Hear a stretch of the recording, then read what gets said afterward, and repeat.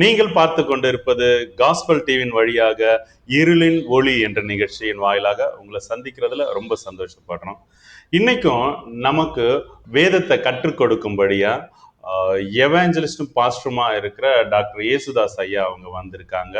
இன்னைக்கு நாம என்ன தலைப்பின் கீழே இதை நம்ம பார்க்க போறோம் அப்படின்னா, இரண்டாம் வருகையை குறித்து பார்க்க போறோம் இல்லையா? இரண்டாம் வருகையை குறித்து நிறைய பேருக்கு பல்வேறான கருத்துகள் இருக்கு.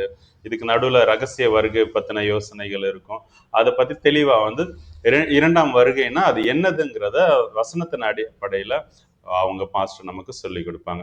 நம்ம வாங்க நிகழ்ச்சிக்கு நேரா போயிடலாம். Praise lord pastor. Praise the Lord. In the commencement, I would add hearty tribute Elohim God Almighty. முதலாவதாக தேவனுக்கு என்னுடைய முதற்கண் நன்றியை தெரிவித்துக் கொள்ளுகிறேன். Grace peace to you from God the Father, Lord Christ Jesus to you all. பிதாவாகிய தேவனாலும் கர்த்தராகிய கிறிஸ்து இயேசுவினாலும் உங்களுக்கு கிருபையும் சமாதானமும் உண்டாவதாக. Today's subject is second coming of Christ Jesus. இன்றைக்கு நாம் பார்க்க இருக்கும் வேத பாடம் இயேசு கிறிஸ்துவினுடைய இரண்டாம் வருகையாகும். I say first, முதலாவதாக நான் சொல்ல விரும்புகிறது என்னவெனில், Christ asked his disciple, கிறிஸ்து தம்முடைய சீஷர்களிடத்துல கேட்டார், what do you say about me? ஜனங்கள் என்னை குறித்து என்ன சொல்லுகிறார்கள் என்று. What do you say about me? நீங்கள் என்னை குறித்து என்ன சொல்லுகிறீர்கள்? 11 apostles silently. 11 அப்போஸ்தலர்கள் அமைதியாக இருந்தனர். Peter replied, பேதுரு அவர் மொழிந்தது என்னவெனில், you are a Christ, son of living God. நீர் கிறிஸ்து ஜீவனுள்ள தேவனுடைய குமாரன் அப்படின்னு. Lord say, you are a blessed one, my Father revealed to you. அதற்கு கிறிஸ்து இயேசுவானரே, நீ ஆசீர்வதிக்கப்பட்டவன், உனக்கு இது பிதாவாகிய தேவனிடத்திலிருந்து அருளப்பட்டது என்று. I say, without revelation we can understand. நான் உங்களுக்கு சொல்லுகிறது என்னவெனில், வெளிப்பாடு இல்லாமல் நம்மால் ஒன்றையும் புரிந்து கொள்ள இயலாது. People say only hearing word. ஜனங்கள் பேசுவது வார்த்தையை கேட்டு பேசுகிறார்கள். They say, அவர்கள் சொல்லுவது என்னவெனில், fever blood, ஜலப்பிரளயத்துக்கு முன்பு Enoch, Jacob. ஏனோக்கு எடுத்துக்கொள்ளப்பட்டான். I say, நான் சொல்லுகிறது என்னவெனில், after blood, Elia arise. ஜலப்பிரளயத்துக்கு பின்பு எலியா எடுத்துக்கொள்ளப்படுகிறார். So, ஆதலால் after tribulation, உபத்திரவத்திற்கு பிறகு Christ will come. கிறிஸ்து வருவார். In the blood, ஜலப்பிரளயத்தில் on the earth, அந்த பேழையானது பூமியில் தான் இருந்தது, but not destroyed. அது அழிக்கப்படவில்லை. The blood, the God kept the ark on the earth. தேவன் அந்த பேழையை பூமியிலே தான் காத்து கொண்டார். After blood, ark on the mountain.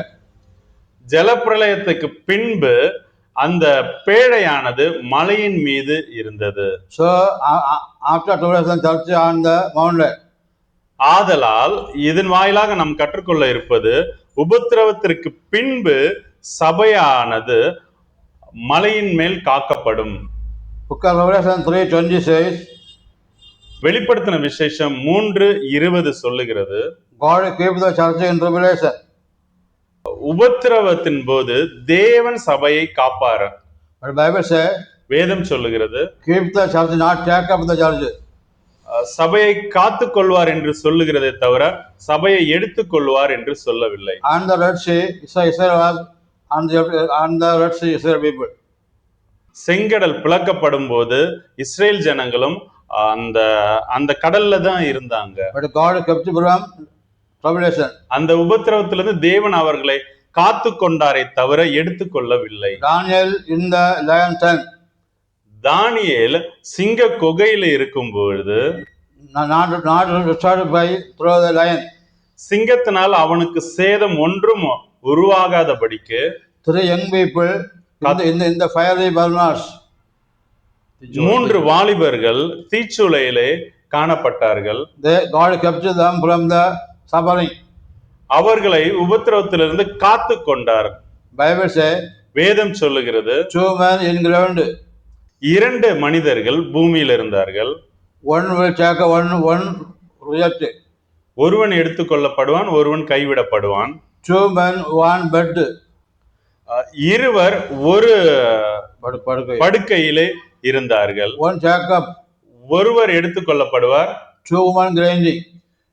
இரண்டு ஸ்திரீகள் எந்திரம் அரைத்துக் கொண்டிருந்தனர். 1 Jacob. ஒருவர் எடுத்துக்கொள்ளப்படுவார்.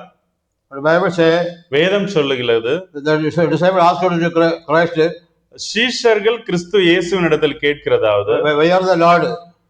எடுத்துக்கொள்ளப்படுகிற இடம் எங்கே என்று இயேசு கிறிஸ்துவனிடம் கேட்கின்றனர். Christ say, கிறிஸ்து சொல்லுகிறார், where the body, எங்க பிணம் இருக்கோ there is eagle. அங்கே கழுகுகள் வரும் என்று. Bible say, வேதம் சொல்லுகிறது, when Christ come, கிறிஸ்து இயேசு வரும்பொழுது the dead body arise. மரித்த சடலங்கள் உயிர்ப்பிக்கும் என்று. Here we get, இங்கே நாம் கேட்கிறது, the living body died. இங்கே நாம் கேட்கிறது என்னவெனில், உயிரோடு இருக்கிறவர்கள் மரிக்கிறார்கள் என்று. So here, ஆதலால் இங்கே one man killed. ஒருவன் கொல்லப்படுகிறான். They take up on the dead body place. எடுக்கப்படுகிற இடம் பூமியில் தான். பிணம் எங்கே இருக்கிறதோ, எங்கே இருக்கும் பிணம்? பூமியில் அல்லவா? ஆதலால் எடுக்கப்படுகிற இடம் பூமியில் தான். And dead place. சடலங்கள் இருக்கிற இடத்தில்.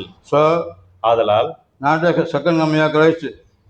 அது இரண்டாம் வருகையை குறித்ததல்ல. In the book of Revelation, வெளிப்படுத்தின விசேஷத்தில் we can see நாம் காண்கிறோம், first 7 seal, முதலாவது 7 முத்திரை, then 6 trumpet, அடுத்ததாக 6 எக்காலங்களை பார்க்கிறோம், then 7 wrath pot, அடுத்ததாக கோப கலசங்கள், then last trumpet. கடைசியாக கடைசி எக்காலத்தை we can read 1 Corinthians 15:51. 1 கொரிந்தியர் 15:51 வாசிக்க கேட்கலாம்.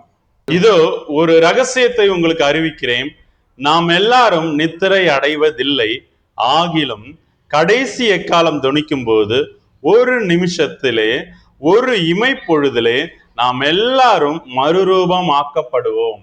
Then we can read Revelation 11:15. 11:15 வெளிப்படுத்தின விசேஷத்தை வாசிக்க கேட்கலாம். 7ஆம் தூதன் எக்காலம் ஊதினான், அப்பொழுது உலகத்தின் ராஜ்யங்கள் நம்முடைய கர்த்தருக்கும் அவருடைய கிறிஸ்துவுக்கும் உரிய ராஜ்யங்கள் ஆயின, அவர் சதா காலங்களிலும் ராஜ்யபாரம் பண்ணுவார் என்று கம்பீர சத்தங்கள் வானத்தில் உண்டாயின. Book of Acts says, அப்போஸ்தலருடைய நடபடிகள் சொல்லுகிறது, when Christ ascending to heaven, கிறிஸ்து வானத்திற்கு எடுத்துக்கொள்ளப்பட்டது போல angel told to people, தூதர்கள் ஜனங்களிடம் சொல்லியதாவது, why you look ascending? நீங்க ஏன் மேலே நோக்கி பார்த்து கொண்டிருக்கிறீர்கள் என்று. The Christ went to heaven, கிறிஸ்து பரலோகத்துக்கு சென்றார், the same way he come again. அதே போலவே அவர் கீழிறங்கி எப்படி எடுத்துக்கொள்ளப்பட்டாரோ அதே போலவே அவர் வருவார் என்று. It was not a secret. ஆதலால் அவர் எடுத்துக்கொள்ளப்பட்டதை அனைவரும் பார்த்தது போல, சீஷர்கள் பார்த்தது போல அவர் வருகையும் இருக்கும். அது ரகசியம் கிடையாது, அவர் வரும்போது நாம் எல்லாம் அறிந்து கொள்வோம் என்று. The sign are coming. அவர் வருகையினுடைய அடையாளங்கள் ஆவன. Sin increased. பாவம் அதிகரிக்கும். Knowledge increase. உலக அறிவு அதிகரிக்கும். Unrighteous increase. அநீதி பெருகி இருக்கும். The Bible says, வேதம் சொல்லுகிறது, the pregnant woman. ஒரு கர்ப்ப ஸ்ரீ, ஒரு கருவை சுமக்கிற ஒரு தாய், delivery time secret, delivery not secret. அவர்களுடைய பிரசவ காலம் அது மறைக்கப்பட்டிருக்கும், பிரசவமோ மறைத்து வைக்க இயலாது. The Bible says, அதே போல வேதம் சொல்லுகிறது, you don't know hour and day and hour. அதே போல கிறிஸ்துவின் வருகையினுடைய சமயம், டைம் நமக்கு தெரியாது. But the Bible says, ஆனால் வேதம் சொல்லுகிறது, you know year, வருஷம் நமக்கு தெரியும், month, மாதம், week, வாரம் we know. நமக்கு தெரியும். But we don't know time and hour. ஆனால் நமக்கு அந்த குறிக்கப்பட்ட நேரம், மணி நேரம் நமக்கு தெரியாது, நாளிகை தெரியாது. Bible says, வேதம் சொல்லுகிறது, don't know angel, வேதம் சொல்லுகிறது தூதர்களுக்கே அது மறைக்கப்பட்டது, Don't know Christ, கிறிஸ்து இயேசுவிற்கும் அது தெரியாது என்று. only know the Father. பிதா மாத்திரம் அந்த நாளிகையை அறிந்திருக்கிறார் என்று. We listen very important things. நீங்கள் இனி வரப்போகிற காரியங்களை கவனமாக கேளுங்கள். First point, முதலாவது காரியம் என்னவெனில், in the tribulation, church on the earth. உபத்திரவத்தின் பொழுது சபை பூமியில் தான் இருக்கும். Matthew 24:22. மத்தேயு 24:22. You read. அந்நாட்கள் குறைக்கப்படாதிருந்தால் ஒருவனாகலும் தப்பி போவதில்லை, தெரிந்து கொள்ளப்பட்டவர்களின் நிமித்தமோ அந்நாட்கள் குறைக்கப்படும். So in the tribulation, chosen on the earth. உபத்திரவத்தின் பொழுது தெரிந்து கொள்ளப்பட்டவர்கள் பூமியில் தான் இருப்பார்கள். 24:31. 24:31 வசனம் சொல்லுகிறது, வலுவாய் தொனிக்கும் எக்கால சத்தத்தோடே அவர் தமது தூதர்களை அனுப்புவார். 24, ஏனெனில் கள்ள கிறிஸ்துக்களும் கள்ள தீர்க்கதரிசிகளும் எழும்பி கூடுமானால் தெரிந்து கொள்ளப்பட்டவர்களையும் வஞ்சிக்கத்தக்கதாக பெரிய அடையாளங்களையும் அற்புதங்களையும் செய்வார்கள். So through the evil spirit, the chosen suffered on the earth. பிசாசு தெரிந்து கொள்ளப்பட்டவர்களே, அதாவது தேவனால் தெரிந்து கொள்ளப்பட்டவர்களே உபத்திரவப்படுத்துவான். Second point, after tribulation, Christ will come. இரண்டாவது காரியம் என்னவெனில், உபத்திரவத்தின் பிறகுதான் கிறிஸ்து இயேசு இந்த பூமிக்கு வருவார். Matthew 24:29. 24:29 சொல்லுகிறது, அந்நாட்களில் உபத்திரவம்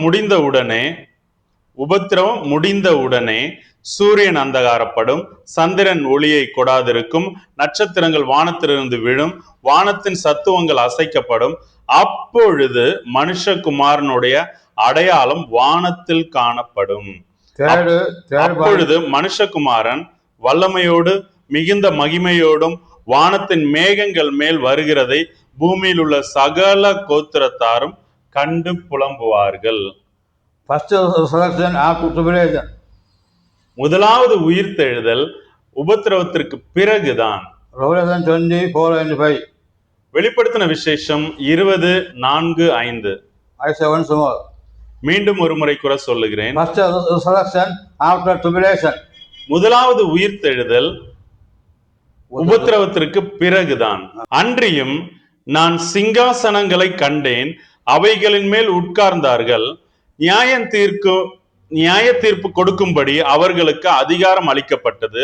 இயேசுவை பற்றிய சாட்சியின் நிமித்தமும் தேவனுடைய வசனத்தின் நிமித்தமும் சிரசேதம் பண்ணப்பட்டவர்களுடைய ஆத்துமாக்களையும் மிருகத்தையாவது அதன் சொரூபத்தையாவது வணங்காமலும் தங்கள் நெற்றியிலும் தங்கள் கையிலும் அதன் முத்திரையை தரித்து கொள்ளாமலும் இருந்தவர்களையும் கண்டேன். அவர்கள் உயிர்த்து கிறிஸ்துவுடனே கூட 1000 வருஷம் அரசாண்டார்கள். மரணம் அடைந்த மற்றவர்கள் அந்த 1000 வருஷம் முடியும் அளவும் உயிரடையவில்லை. இதுவே முதலாம் உயிர்த்தெழுதல். முதலாம் உயிர்த்தெழுதல் 1000 வருட அரசாட்சிக்கு முன்பு இருக்கும். இரண்டாம் உயிர்த்தெழுதல் 1000 வருஷ அரசாட்சிக்கு பின்புதான் இருக்கும். நான்காவதாக முதலில் அந்தி கிறிஸ்து வருவான். 2 தெசலோனிக்கே 2:1. அன்றியும் சகோதரரே, நம்முடைய கர்த்தராகிய இயேசு கிறிஸ்துவின் வருகையையும் நாம் அவரிடத்திலே சேர்க்கப்படுவதையும் குறித்து நாங்கள் உங்களை வேண்டிக் கொள்ளுகிறது என்னவென்றால், ஒரு ஆவியினாலாவது வார்த்தையினாலாவது எங்களிடத்திலிருந்து வந்ததாய் தோன்றுகிற ஒரு நிருபத்தினாலாவது கிறிஸ்துவனுடைய நாள் சமீபமாய் இருக்கிறதாக சொல்லப்பட்டால் உடனே சஞ்சலப்படாமலும் கலங்காமலும் இருங்கள். எவ்விதத்தினாலும் ஒருவனும் உங்களை மோசம் போகாதபடிக்கு எச்சரிக்கையாயிருங்கள். ஏனெனில் விசுவாச துரோகம் முந்தி நேரிட்டு கேட்டின் மகனாகிய பாவ மனுஷன் வெளிப்பட்டாலொழிய அந்த நாள் வராது. இதிலிருந்து நாம் தெரிந்து கொள்வது என்னவெனில், முதலாவது அந்தி கிறிஸ்து தான் வருவான். கிறிஸ்து சொல்லுகிறார், I will build my church on the rock. கிறிஸ்து சொல்லுகிறதாவது இந்த கல்லின் மேல் என் சபையை கட்டுவேன் என்று. The power of God is not overcome. பாதாளத்தின் வாசல்கள் அதை மேற்கொள்ளாது. Say the founder of the church. கிறிஸ்துவே நம்முடைய சபையினுடைய ஸ்தாபகராக இருக்கிறார். Christ is head of the church. கிறிஸ்து சபையினுடைய தலையாக இருக்கிறார். Christ suffered கிறிஸ்து இயேசு உபத்திரவப்பட்டார் and crucified சிலுவையில் அறையப்பட்டார் and died. பின்பு மரித்தார். Then we can see the disciple. பிறகு நாம் சீஷர்களை காணுவோம். They were the foundation of the church. அவர்கள்தான் சபையினுடைய அஸ்திபார கற்களாக இருக்கிறார்கள். They suffered. அவர்களும் உபத்திரவப்பட்டார்கள். They destroyed. அவர்கள் அடிக்கப்பட்டார்கள். They crucified. அவர்களும் சிலுவையில் அறையப்பட்டார்கள். They were died. அவர்கள் மரித்தார்கள். So ஆதலால் till now church suffered. இன்று வரைக்கும் சபையானது உபத்திரவத்துக்குள்ளாக தான் இருக்கிறது. Coming down secret. அவருடைய வருகை ரகசியம் அல்ல. Matthew. ஏனென்றால் மத்தேயு என்பவர் எழுதின சுவிசேஷம் We can see 10 virgins. அதுல 10 கன்னிகைகளை பார்க்கிறோம். In the midnight. இந்த நள்ளிரவில் They heard the sound coming of Christ. கிறிஸ்துவனுடைய சத்தத்தை அவர்கள் கேட்கிறார்கள். They hear the coming of the Christ. கிறிஸ்துவின் வருகையை அவர்கள் கேட்கிறார்கள். All virgins arise. எல்லா கன்னிகளும் எழுந்தார்கள். Coming not secret. இதை வைத்து நாம் தெரிந்து கொள்வது என்னவெனில் கிறிஸ்து இயேசுனுடைய வருகை அது ரகசியம் அல்ல வென்று. First Thessalonians chapter 4 says. 1 தெசலோனிக்கேயர் 4ஆம் அதிகாரம் சொல்லுகிறது. The coming the when Christ come. கிறிஸ்து வரும்பொழுது The sound of the angel. தூதர்களுடைய சத்தம். The altar trumpet. எக்காலத்தினுடைய தொனி. We can see 3 sound. நாம் 3 சத்தங்களை கேட்க இயலும். Archangel. தூதர்களுடைய சத்தத்தை, எக்காலத்தினுடைய சத்தத்தை, கிறிஸ்து இயேசுனுடைய ஆரவாரத்தை கேட்க முடியும். So it is not a secret. ஆதலால் இது ரகசியம் கிடையாது. Bible says there. வேதம் சொல்லுகிறது First arise the dead body. முதலாவது மரித்த சரீரங்கள் உயிர்ப்பிக்கப்படும். The same time. பரிசுத்தவான்கள். The same time they will arise. பரிசுத்தவான்களும் அதே நேரத்தில் எழுந்து கொள்வார்கள். So the dead and living men take up the same time. உயிரோடு இருக்கிற நாமும் மரித்தவர்களும் எல்லா பரிசுத்தவான்களும் ஒரே நேரத்தில் எடுத்துக் கொள்ளப்படுவார்கள். That the secret coming is the time is secret, coming not secret. இந்த ரகசிய வருகை என்பது அந்த அவர் வர நேரம் நாழிகை தான் ரகசியமே தவிர அவர் வருவது பரசியமாக அனைவருக்கும் தெரியும். The delivery woman, delivery secret, time secret, delivery not secret. ஒரு குழந்தை கருவிலை சுமக்கிற தாய் போல அவர்களுடைய அந்த பிரசவ காலம் அந்த நாழிகை அது ரகசியமே தவிர பிரசவம் அது பரசியமாக தெரியும். குழந்தையின் பிறப்பு. Last trumpet Christ will come. கடைசி எக்காலம் தொனிக்கும் போது கிறிஸ்து இயேசு வருவார். 1 Corinthians 15:51. 1 கொரிந்தியர் 15:51 படி இதோ ஒரு ரகசியத்தை உங்களுக்கு அறிவிக்கிறேன், நாம் எல்லாரும் நித்திரை அடைவதில்லை, ஆகிலும் கடைசி எக்காலம் தொனிக்கும் போது ஒரு நிமிஷத்திலே ஒரு இமை பொழுதிலே நாம் எல்லாரும் மறுரூபமாக்கப்படுவோம். I ask a question. நான் உங்களை ஒரு கேள்வி கேட்கிறேன். When the last trumpet arise? எப்பொழுது இந்த கடைசி எக்காலம் தொனிக்கும்? First or last? முதலிலா இல்ல கடைசியிலா? Last mean last tribulation. கடைசியில் என்றால் உபத்திரவத்திற்கு பிறகே. So the coming. ஆதலால் அவருடைய வருகை என்பது no secret, ரகசியம் அல்ல. open. அது திறந்த வெளியாக எல்லாரும் காணும்படியாக வெட்ட வெளிச்சமாக அனைவருக்கும் தெரியும்படியாக இருக்கும். If you can understand, நீங்கள் இதை தெரிந்து கொள்ளலாம். If you cannot understand, உங்களுக்கு இது புரியவில்லை என்றால் you can understand. நீங்கள் புரிந்து கொள்ளலாம். We came here. You come here. நீங்கள் புரிந்து கொள்வதற்கு இங்கே வாருங்கள். Pastor Sunil Jacob, pastor Yesudas அவர்கள் and Sunil Jacob, and Sunil Jacob contact. தொடர்பு கொள்ளுங்கள். Amen. உங்களுக்கு புரியவில்லை என்றால் கீழ்காணும் இந்த எண்ணிற்கு நீங்கள் தொடர்பு கொள்ளுங்கள். உங்களுக்கு நம்ம பாஸ்டர் நேர்ல வந்து விளக்கி சொல்லுவார் இந்த இரண்டாம் வருகையை குறித்து. ரகசிய வருகை இருக்கா இல்லையாங்கிற குழப்பம் உங்களுக்கு இன்னுமே இருந்ததுன்னா கேளுங்க, பாஸ்டர் உங்களுக்கு வந்து பதில் சொல்லுவார். கர்த்தர் தாமே உங்களை ஆசீர்வதிப்பாராக.